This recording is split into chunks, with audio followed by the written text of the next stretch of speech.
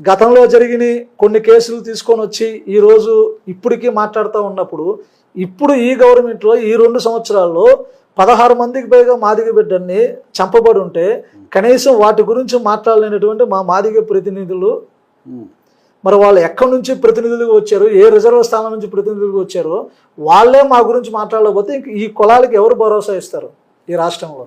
అంటే నేను అనడం ఏంటంటే జాతీయ స్థాయిలో పేరొందిన మీ నాయకుడు ఒక నాయకుడు అనే వాళ్ళు ఉన్నారు, మందకృష్ణ మాదిగ గారు ఉన్నారు. ఆయన ఎందుకు స్పందించడం లేదు? ఆయన ఎందుకు ఏ విషయాన్ని కూడా తీసుకోకుండా కేవలం కెమెరాకు మాత్రమే మీరు స్పందిస్తారా? కేవలం లేకుంటే ఇంకా మీరు అంటే రాష్ట్ర ప్రభుత్వానికి కావచ్చు, కేంద్ర ప్రభుత్వానికి కావచ్చు, ఈ లెవెల్లో కూడా పోయి పోరాటాలు చేసేది ఏమైనా ఉందా లేదా అని మేము అడిగేది ఒకటి. ఈరోజు చంద్రబాబు గారి గెలుపు కోసం ఆంధ్రప్రదేశ్లో ఎంఆర్పిఎస్ తెలుగుదేశం పార్టీ జెండా పట్టుకొని భుజాన వేసుకొని చంద్రబాబు గారి గెలుపులో ప్రధాన పాత్ర పోషించారు మాదిగలు.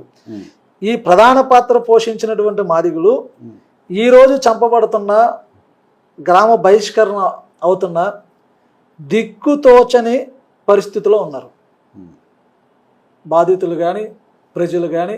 ఎందుకు వీటిని మీద మేము రోడ్ల మీద పోరాటం చేయాలి, మాలాంటి వాళ్ళు రోడ్లు ఎక్కాలి, మీడియా ముందు మాట్లాడాలి, ధర్నాలు చేయాలి, కానీ వీటన్నిటిని సమస్య పరిష్కారం చేయడానికి ఈరోజు ముఖ్యమంత్రితో సన్నిహితంగా ఉన్న వ్యక్తి కృష్ణన్నే. కృష్ణన్న లాంటి వ్యక్తి ముఖ్యమంత్రితో మాట్లాడవచ్చు, హోంమంత్రిని కూడా ఆ కేసులకు తీసుకొచ్చి అక్కడ కమిషన్ కూడా తీసుకొచ్చి కూర్చోబెట్టచ్చు.